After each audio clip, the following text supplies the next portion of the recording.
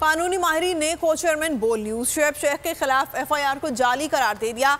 सदर supreme court bar Abid Zubairi का कहना था FIA को 5 रोज के दौरान कुछ नहीं मिला। सिंध हाई कोर्ट शुएब शेख को बाइज्जत तौर पर बरी कर चुकी है। बोल को हक और सच की सजा दी जा रही है। अनवर मंसूर का कहना था केस दूसरी अदालत मुंतकिल करने से कोई फर्क नहीं पड़ेगा।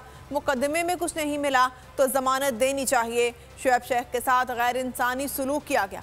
माहिर कानून अजहर सिद्दीक ने कहा शुएब शेख को इमरान खान के साथ खड़े होने पर गिरफ्तार किया गया। उनकी हिरासत और मुंह पर कपड़ा डालकर पेश करना इंसानी हुकूक और आइन की खिलाफ वर्जी है। पहली बात तो FIR ही बिल्कुल जाली है और जो कटी और जिस तरह कटी इतने दिन के बाद कटी विदाउट उनके पास कोई सबूत के ये कि कोई इस तरह से कोई जुर्म किया है शुएब शेख साहब ने, इस तरह की कोई चीज नहीं थी। 5 दिन के अंदर ऐसी कोई रिकवरी होनी नहीं थी।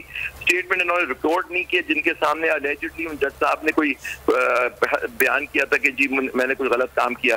वो सारे बयानात आए नहीं कोर्ट के इनके सामने, इनके पास कुछ था नहीं।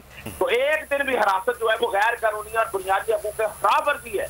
यही देखने वाली सारी बातें हैं जी। आपको चौधरी गुलाम हुसैन का केस बताया मैंने सेम डे जमानत दायर की थी और हम लोग ने दरवाजे नहीं छोड़े थे। हमने कहा जो मर्जी हो आज बैठ के सुने और उसी दिन हमने जमानत करवा के हमने जेल नहीं जाने दिया था।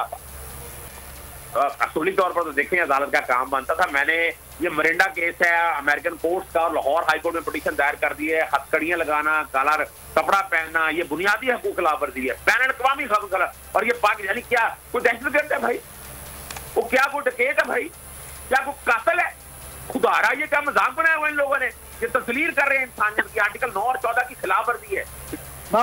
बात ये है कि जब इतना क्लियर केस था और अगर जज साहब ने लिख भी दिया था और उनको उस वक्त बरी भी कर दिया था तो इससे तो जाहिर ये होता है कि अब जो ऑर्डर आया है ये वही ऑर्डर आया है और इसमें कोई ऐसी पहलू नजर नहीं आता कि जिसकी वजह से कोई इनको रिश्वत देनी पड़ती या दी है।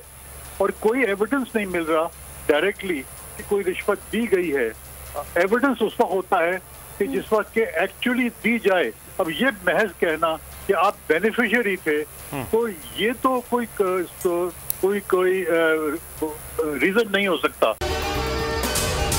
अगर आपको ये वीडियो पसंद आई है तो हमारे चैनल को सब्सक्राइब करें और बेल आइकन को प्रेस करें।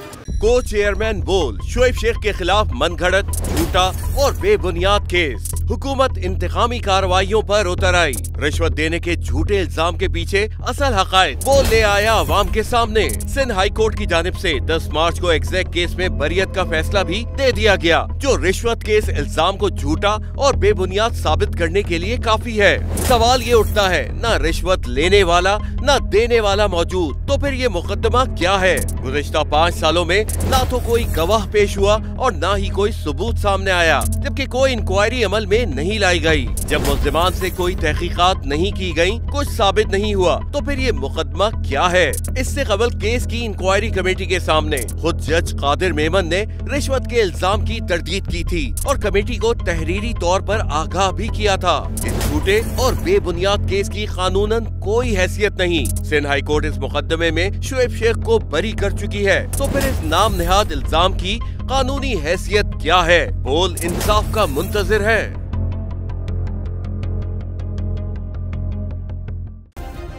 सब्सक्राइब करें और बेल दबाएं ताकि कोई खबर रह न जाए।